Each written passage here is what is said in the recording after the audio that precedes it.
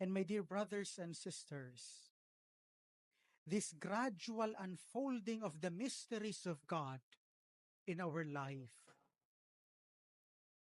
will help us not to go back to our own sinfulness. Because when we are able to see the goodness of God working in our lives, we will be able to see not our own weakness anymore, but God's love.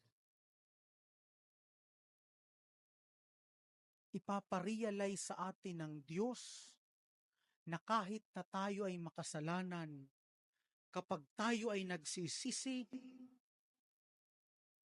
sasabihin niya sa atin, mahal pa rin kita.